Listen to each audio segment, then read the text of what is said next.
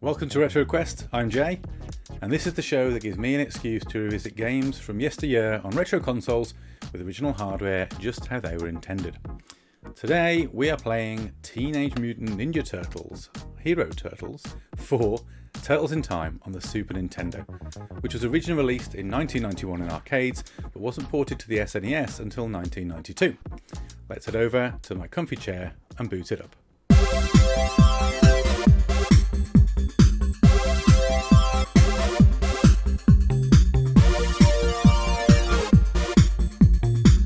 Okay, so here we are over at the comfy sofa. Time to kick off some Turtles in Time and relive some of those memories. I'm really looking forward to this. This was a game I was hugely fond of as a kid, so we're going to dive right into some single player action and we'll get talking as we go. So here we are on the player select screen. Obviously you've got your 4 turtles to choose from. I always used to play as either Leo or Donnie, just because they had the range weapons and it genuinely made it easier to play. So I'm going to stick with that trend and I'm going to pick the leader, Leonardo, and we'll get stuck into the story. So I used to play this game a huge amount as a child, absolutely loved it, and as an adult I still adore this game. I used to play in arcades whenever I saw it, and that went for any 4-player arcade sort of side-scrolling beat-em-ups. Whether it was the Turtles, the X-Men, or the Simpsons. I always used to love the Simpsons. I always got excited when I saw them, and we would race over with 50p, 20p, pound, whatever the price of entry was. I had this on the SNES. I played it cover to cover countless times with my brother. We absolutely loved it. We actually had, I think, an NTSC version randomly, and a converter. I don't know why that was. I realise now, as you get older, that this game is actually still quite desirable and hard to come by. It carries a decent price, and there's a lot of copies out there, so you've got to be really careful if you're trying to buy it. So I guess as a kid, perhaps it was just an accessibility thing, and the NTSC version, which for those watching is a US version. The cartridges for the SNES in the US were different. Perhaps it was just an accessibility problem, or there wasn't enough going around when I was a kid, but either way, somehow we got one. I think we had it from a rental store initially, and maybe one of those sort of once it's been rented so many times they sell them situations. But yeah, absolutely love the Turtles. What I think I love about this game is just the relative simplicity. I can pick this up and play it like, I can not play it for months or years, pick it up and just be just as good, and I know the game inside and out, and that's just something that I'll always have. I think it's a bit like riding a bike for me, this game. Especially the early levels. It wasn't that long ago that I bought the arcade cabinet from Arcade 1-Up, so I play this with my children quite a lot, and of course their attention span being what it is these days, we don't often get much beyond the first couple of levels. And it's interesting, this particular technique that you'll see me using here, the throw technique, this is something that actually, it's in the arcade game, but it's not as essential in the arcade games. But there's a level really early on where your ability to use this throw maneuver is basically essential, and specifically the throwing towards the screen, which in the interaction we'll see later on happens almost by default. But without it, you literally can't beat one of the bosses that you'll face later. So when we're in the Technodrome in a few levels' time, facing Shredder, in order to hit him, you have to throw the foot soldiers at the screen to damage him. Now, as I said, if you don't know that move, it took us ages as a kid to work that out. Now I can be through that level in seconds, but we would fight and fight and fight just waves and waves of foot soldiers over and over and over until eventually a few of them have been thrown enough by fluke that we beat them. One thing I will say about the SNES version versus the arcade is that the bosses are a lot kinder. In the arcade, like any good arcade game, they're designed to make you put more money in. So they're a hell of a lot harder to beat. Whereas here, actually, you can dispatch Baxter relatively easily without taking too much damage. I think it also helps that with the SNES controller, you've got a bit more accuracy over your movement, at least than I ever have with a joystick.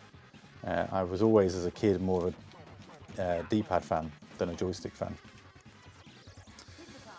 I like Baxter. For if you don't know his backstory, he's a scientist who accidentally turns himself into a fly during one of his experiments, and then, you know, like all the mutants in the Turtles series, becomes a bad guy. He was actually in the latest, not the latest film, sorry, the Michael Bay films, but he never actually turned into a fly. They just had the character. I don't know if that was teased, and there was a hope that a sequel would come, but it never did.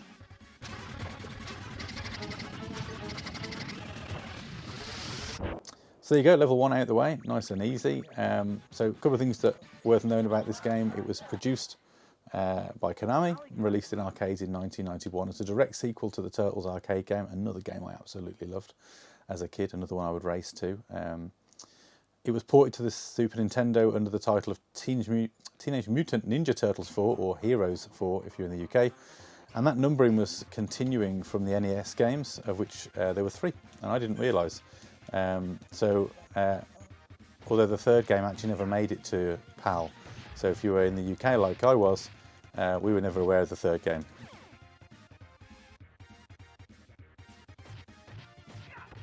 This is the second level, this is Alley Cat Blues, so we're building up towards Metalhead, I think it is, as the bad guy at the end, who's a turtle robot. I used to have all these figures as a kid as well, back in the 90s. The 90s show I absolutely loved. I had the wagon, all the toys. I never had the base, but I remember back in the day, Blue Peter did a competition.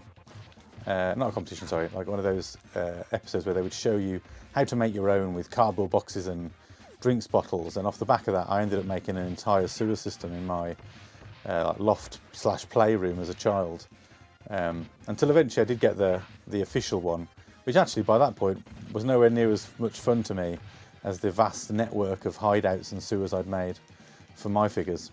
But you know, can't complain, I did eventually get it.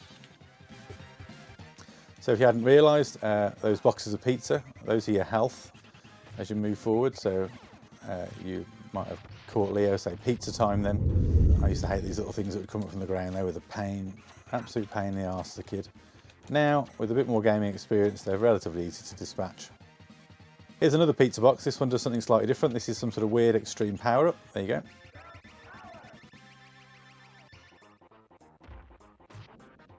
There we go, dispatch a few more of them, and we are at the boss. The levels aren't long, you know, this is kind of the state of play back in the day, but it was enough, you know, and the replayability on this game is such that it didn't matter. And we'll talk about it shortly, but the console version differs from the arcade version. There was far more levels in this version, but I'll cover that in a little bit. Let's dispatch Metalhead first.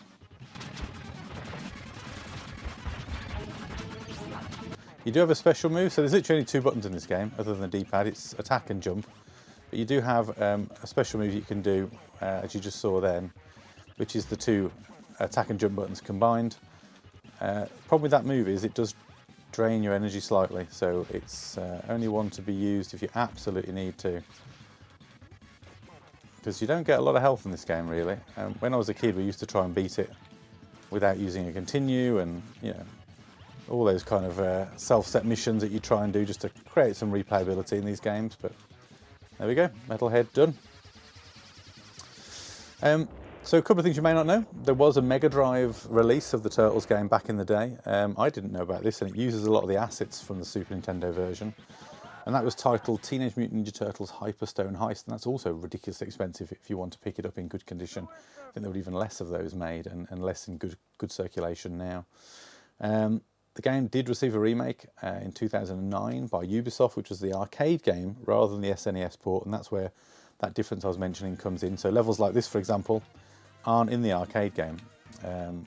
Well, let's dispatch these first and then come back to that point. So the actual arcade game took made a few slight improvements, if you can call them that, if you think it needed it, which was to basically give you a little bit more movement, a range of movement. They made it in 3D. Which again, you know, takes away a little bit from the pixel style, but it was actually a remake of the arcade game and not the SNES release. So the SNES release has got extra levels, extra boss fights, certain bosses have moved around. There's things that you'll see here that simply weren't in the arcade, and it confused the life out of me because I didn't realise this as a kid, and it wasn't until I played through the arcade game and spent ages thinking they'd shortchanged users by cutting half the levels out, that I realised that this difference and did some reading. So there you go, Ubisoft remade the arcade game, but not strictly speaking the SNES port. Oh, I hate these levels. I'm not a fan of these, to be honest. Oh, here's some interesting bad guys. This was from a very, I think they're a niche character. I don't know how much they featured in the comics, but in the cartoon, I believe they had like a one-off episode, and they were pizza monsters. Some sort of aliens that grew off the back of eating pizza. I think they only appeared once, but don't hold me to that. That's not a fact by any means. At the end of this level, we are going to face the Rat King on whatever the device is that he's riding. It's some sort of crazy sewer surfing boat. I remember having this as a kid, this very toy. It was a lot of fun. There is a way to spam this as well. I am going to dispatch him as fast as possible. There it is, look. Even the colour scheme remains the same. So, can I remember how to spam him? So basically you could just get underneath him. I think it's here. Yeah. So you can just get tucked under here and he can't hit you, and you can just spam the life out of him. And then he is gone. There you go. Nope, I told a lie. I thought I'd beat him, I hadn't quite. Oh, I definitely spoke too soon then. Made myself look really stupid. He's down me now. I lost the blooming life. For a matter of hits as well. How frustrating. Now we'll finish him. There we go. Well, I'm leaving that in because, you know, it is reality. It is life.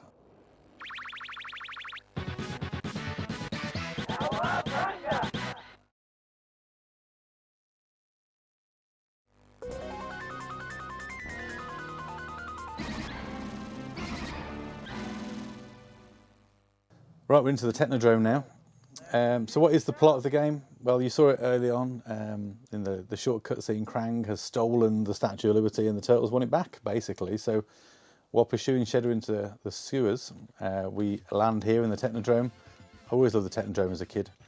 And the Turtles are sent back in time, and they must fight through the past and then through the future as well in order to face Shredder to get the Statue of Liberty back. Honestly, these games don't need much of a plot. And even for the Turtles, this was a bit of a weak one. But, you know, the gameplay is what you're here for, and the level variety that travelling through the past affords you just makes it really interesting. So, you know, it is what it is, but here we go. So this is, again, a fairly straightforward level. We're battling through the Technodrome to get to Shredder, and then we'll get to the bit where we face him in the past. So one of the things you can do with this game, if you're interested, if you haven't got an SNES and you don't want to get into the retro consoles, and you don't want to buy an arcade cabinet to fill your house to play this, probably the best way to experience this game now, and a lot of the other games in the series, so you can go back and check out the Hyperstone Heist for yourself, is through the Cowabunga collection that was released recently on PlayStation, Xbox and Switch. So that has got all the Game Boy games, the NES games, the Super Nintendo games, the Mega Drive games, and it's got the arcade variants as well as the console variants, so you can see the differences for yourself. Tokar and Razor here, we're fighting against, you might remember those.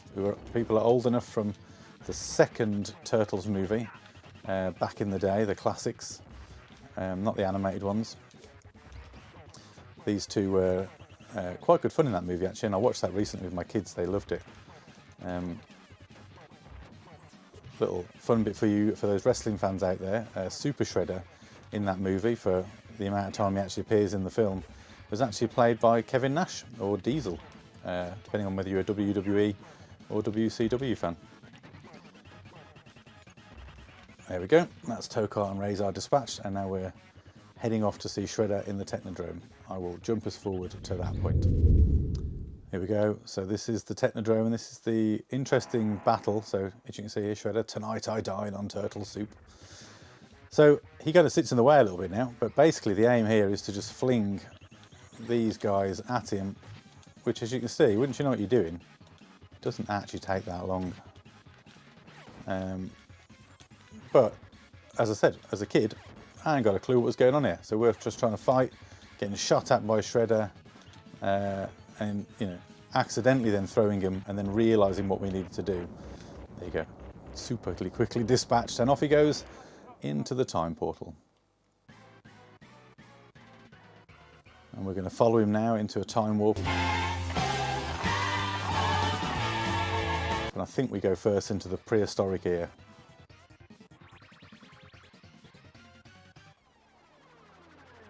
So there were a few differences between the arcade version and the SNES port. Obviously we talked about the levels already, but there's a few other things as well that are worth knowing about. So while we're playing through some of these levels, I'll call some of that out. So while the SNES version was missing some animations and graphics effects from the arcade version, it did make extensive use of the SNES Mode 7 forward scrolling effect. So in Neon Knight Riders, which is a later level, you're basically doing like an over-the-shoulder perspective, and it's meant to look 3D, which of course back then these consoles really weren't. It was all very much achieved by visuals. Sounds also differ between the versions, so whether that is some of the boss characters' sound effects being missing from the SNES version, or the swapping of the title theme song Pizza Power in the arcades, which was then replaced with an instrumental version of the cartoon theme song, which personally I much preferred because my investment in the Turtles really came through the 90s TV show. Still very watchable, by the way, although quite hard to find to watch. So expensive on streaming services. I've tried in the past to find comprehensive DVD releases, but I've only ever managed to find the first couple of seasons. There was a version released in the US, which was the Turtle Wagon. It had all the DVDs in. I tried quite hard to get that, but I could never find a version for a price I was prepared to pay. Hate these rock guys. I'm going to have to use some continues here, folks, because trying to talk about this game and provide you with facts while trying to play it and being very rusty means that I am embarrassing myself. There we go, rock monsters dispatched. So other alterations were made to the SNES version's gameplay. So sewer surfing we talked about earlier and Neon Knight Riders were both bonus levels in their own right in this. The Technodrome stage was actually added, which featured that boss fight we just saw. 4 of the bosses were added. We saw the Rat King earlier on at the end of the sewer surfing level. We're going to see Slash at the end of this prehistoric level, who actually replaced Cement Man from the arcade levels. Slash is way cooler. And then on the pirate ship, we have Bebop and Rocksteady, and in the arcade they were replaced with Tokar and Razor, who were then moved to the Technodrome. And the game changes the final battle as well, so Super Shredder from Teenage Mutant Ninja Turtles 2, Secret of the Ooze, is the boss that you end up fighting in this, and he has multiple powers he can use against you. Now, I don't intend to show all the levels in this video. I want to leave some surprises for those who've never played it and would like to experience it for themselves, but we will play through a few more before we call it a day. So let's get ourselves to Slash and then and get ourselves onto the next level. So here we are, nearing Slash now. He was always a bit of a problem as a boss because he was quite tricky. Easy to spam with 2 players, but I remember him being quite challenging with 1, so hopefully I won't embarrass myself trying to get past him, but we'll see. Here he comes. I cannot remember the backstory of Slash, but I just remember him being the toy was really cool. He looked like some sort of slightly crazed, badass turtle. See, he's really difficult to hit. He just bloody blocks everything. Whereas as 2, you can very easily spam him.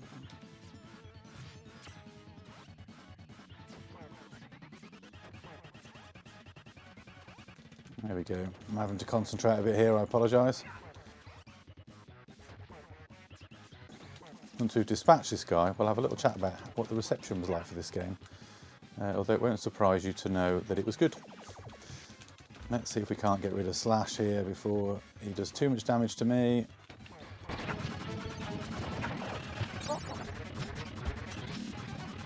Done. No, yes, done. Yes, done. Thank God for that.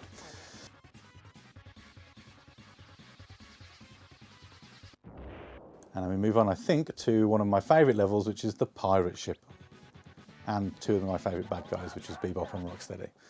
Always loved those guys. classics. So, following its release, Turtles in Time became Konami's best-selling arcade title in the United States. The home console version was the top-selling Super Nintendo game in September '92. It received positive reviews, although critics did say they found the second game was largely similar to the previous arcade game. They felt it was a net improvement over its predecessor on all points, including graphics, music and gameplay, although the overall game was hailed for staying true to its source material. The SNES version, for its additional stages and gameplay modes, the 4 reviewers at Electric Gaming Monthly gave it a unanimous score of 9 out of 10 each, applauding the fun gameplay, the new moves, the accurate recreation of the arcade's graphics, and the 2-player versus mode, which they did criticise the game though for being too easy, which, you know, it is, but it's a kids fighting game based on the Turtles. It doesn't have to be that challenging. The SNES game was lauded in All Game for its visuals, which replicate the cartoon's art style. The music and sound effects also received praise. It was criticised again though, for being a bit repetitive and a bit short. I can understand that again, but it was padded out from the arcade version and it had lots of replayability for fans. So, you know, it being short didn't stop me from enjoying it over and over again as a child. Probably wouldn't stand up to today's game timing critics though.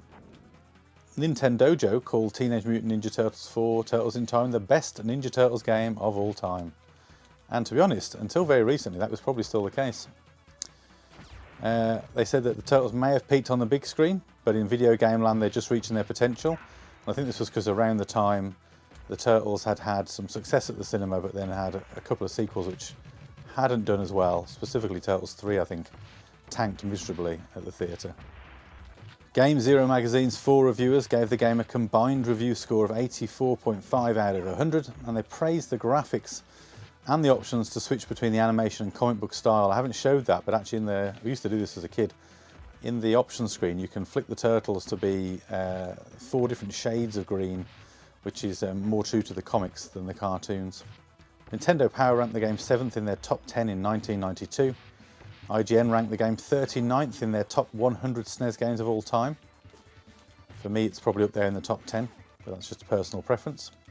Games Radar ranked the game 24th in their best NES games of all time list. In 2013, Arcade Sushi ranked Turtles in Time 10th in their 10 best retro beat-em-ups. 2018, Complex listed the game 9th in its own best Super Nintendo games of all time list, so featured in many different top all-time lists for the Super Nintendo. And then finally, in 2023, Time Extension included the SNES version in their top 25 beat-em-ups of all time. So overall, I think very well received, very well liked by anyone who remembers it and played it back in the day. For me, it will always be one of my favourites for the nostalgia it brings, but just the ease to pick up and play. It still stands up today. So many of the old SNES side-scrolling games do. A lot of that 3D era, the early stuff in PS1 and things like that, and the N64 even, don't really hold up anymore. But these side-scrolling 2D games are still as playable as they ever were.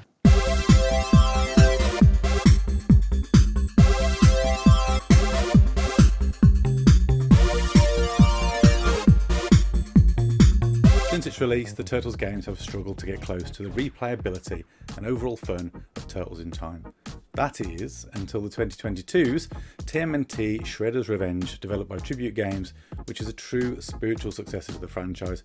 If you haven't played that, then you absolutely should. It's on modern PlayStation and Xbox consoles, as well as the Nintendo Switch. It's a lot of fun, and although it will probably never be able to love that one more than the originals, it does improve the game in almost every way, without losing what made those classics so appealing. So that's it for this episode. If you like this sort of content, then please like and subscribe. I do the odd live stream, so ring the notification bell so you don't miss future streams and episodes. If there's a game you'd like to see me cover on RetroQuest, then let me know down in the comments below, and feel free to share your memories of this game. I'd really love to hear them. Until next time, remember, education is important, but video games are importanter. Hot crowd, hot crowd. Thanks for watching.